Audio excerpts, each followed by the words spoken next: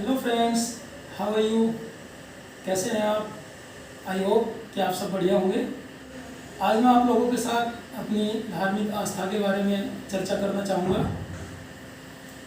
दुनिया में बहुत सारे धर्म हैं और उन धर्मों में भी दो तरह के व्यक्ति होते हैं, एक आस्तिक और एक नास्तिक। आस्तिक जो अपने धर्म में विश्वास रखते हैं, ईश्वर में विश्वास रखते हैं, और नास्तिक जो अपने धर्म और ईश्वर में विश्वास नहीं रखते हैं।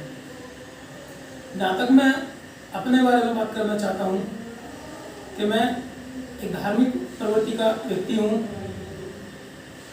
ईश्वर ने मुझे सब कुछ दिया है, इसलिए बार बार मैं उस ईश्वर का धन्यवाद करता हूँ।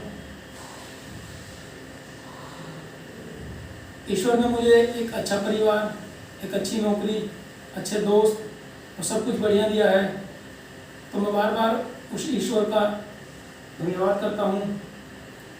जिस तरह मुझे प्रतिदिन एक्सरसाइज करने का, अच्छी डाइट का शौक़ है, उसी तरह मुझे प्रतिदिन नहा धोकर ईश्वर की पूजा करने का भी बहुत शौक़ है। ईश्वर की पूजा में मैं विशेषकर सोमवार को भगवान शंकर जी की आराधना करता हूँ और मंगलवार को भगवान हनुमान जी की आराधना करता हूँ। सोमवार को मैं श्री शिव चालीसा का पाठ करता हूँ, मंगलवार को अक्सर सुंदरकांड का पाठ करता हूँ। मेरा जीवन धार्मिक पुस्तकों के सिद्धांत पर चलता है।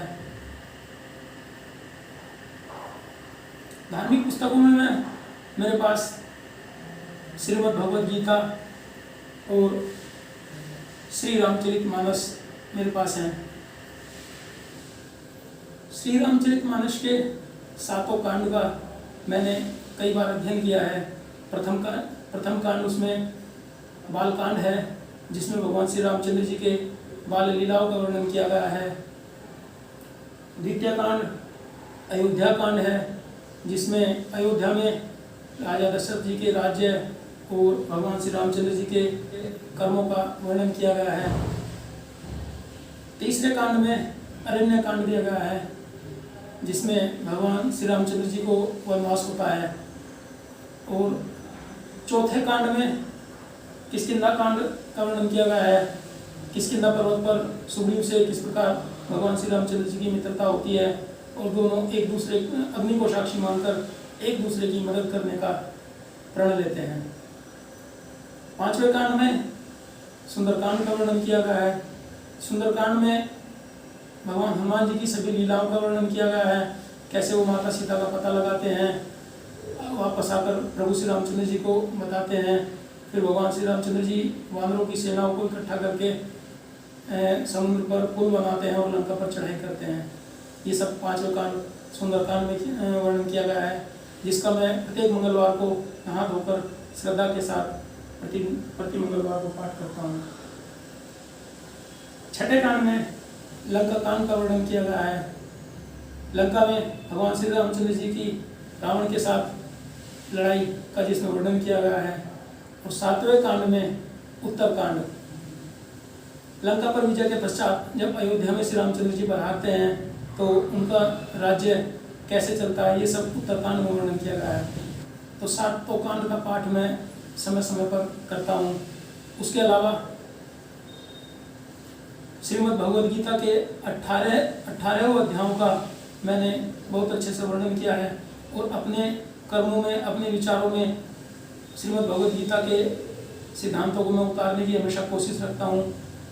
मैं कभी किसी का बुरा नहीं चाहता हूँ, कभी किसी का बुरा कर नहीं सकता हूँ, सभी का भला करता हूँ, इसलिए ईश्वर मेरा भी हमेशा भला ही करते हैं।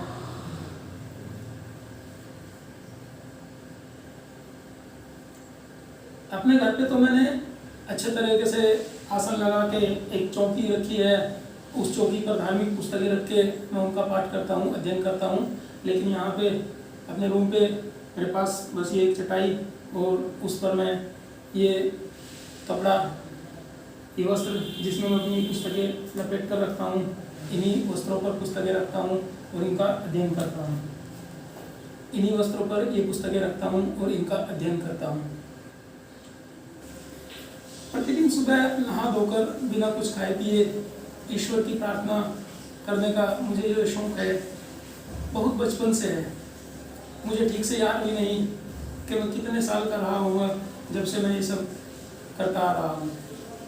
इन धार्मिक पुस्तकों से पहले मैंने श्री शिव महापुराण और गरुड़ पुराण जैसी और भी कई धार्मिक पुस्तकों का अध्ययन किया है। धर्म चाहे कोई भी हो, चाहे आप किसी भी धर्म को मानते हो, लेकिन सभी धर्मों की शिक्षा एक ही है, अच्छाई के मार्ग पर चलने की।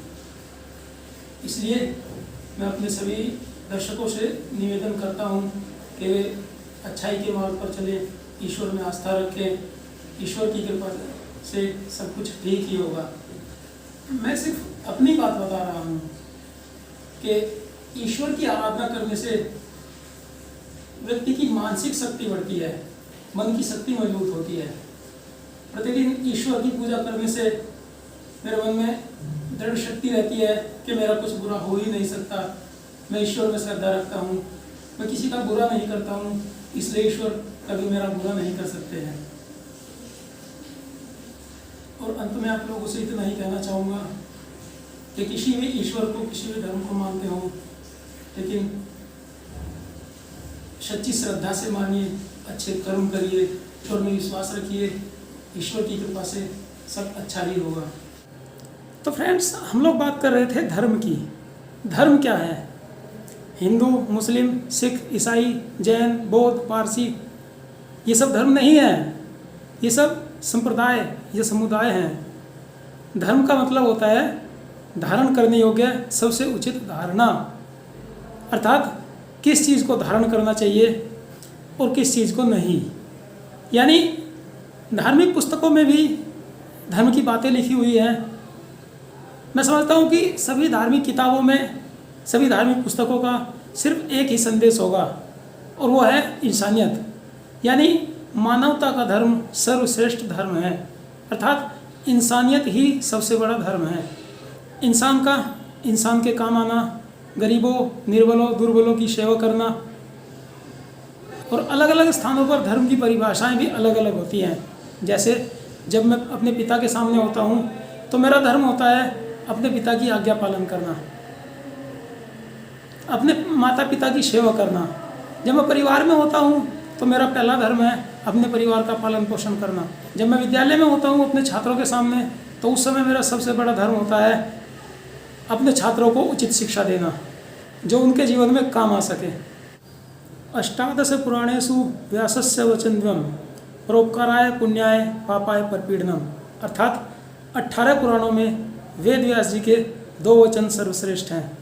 परोपकाराय पुण्याय पापाय परपीडनम, अर्थात परोपकार करने से पुण्य मिलता है और दूसरों को पीड़ा देने से पाप लगता है।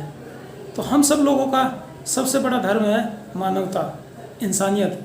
हम सब लोगों के अंदर इंसानियत होनी चाहिए। भूखे को भोजन कराना, दुर्बल व्यक्ति की सहायता करना सबसे बड़ा धर्म है। तो हम सब लोगों को अपने धर्म का, अपने कर्तव्यों का पालन करना चाहिए। वैसे धर्म एक आस्था का विषय है, श्रद्धा का विषय है। अगर हमारे मन में श्रद्धा है, आस्था है, तो पत्थर भी हमारे लिए भगवान है। और अगर हमारे मन में श्रद्धा नहीं है, आस्था नहीं है, तो भगवान भी हमारे लिए पत्थर के समान है। अपनी धार्मिक पुस्तकों को पढ़कर मैं उनसे जो ज्ञान प्राप्त करता हूँ, जैसे श्री रामचरितमानस में मैंने पढ़ा है कि कैसे श्री रामचंद्र जी अपने पिता की आज्ञा का पालन करते हुए राजपाट को छोड़कर वनवास में चले गए थे। उन्होंने अपने पुत्र का धर्म निभाया है। कैसे लक्ष्मण जी अपने भाई के प्रेम में अपने भाई के साथ साथ वन में चले गए, उन्होंने अपने भाई का धर्म निभाया है। और उसी तरह कैसे जैसे राजा दशरथ जी ने अपने पुत्रों के वियोग में तड़प तड़प कर अपने प्राण दे दिए, उन्होंने अपने पिता का धर्म निभाया है। और राम जी के छोटे भाई भरत ने पूरा राजपाट होते हुए भी भगवान श्री रामचंद्र जी के बिना, अपने भाइयों के बिना सन्यासी के जैसा जीवन व्यतीत किया है। भरत जी ने भी अपने भाई का धर्म निभाया है। धार्मिक पुस्तकों से हमें केवल ये ज्ञान मिलता है जिसका अपने चरित्र में हमें अनुसरण करना चाहिए। यहाँ मैं अपने धर्म का प्रचार या प्रसार नहीं कर रहा हूँ। मेरे कहने का तात्पर्य ये है कि आप चाहे किसी भी धर्म में पैदा हुए हों, आपका कर्तव्य अपने धर्म का पालन करना है। अपने ईश्वर में श्रद्धा और विश्वास रखना आपका कर्तव्य है, आपका धर्म है।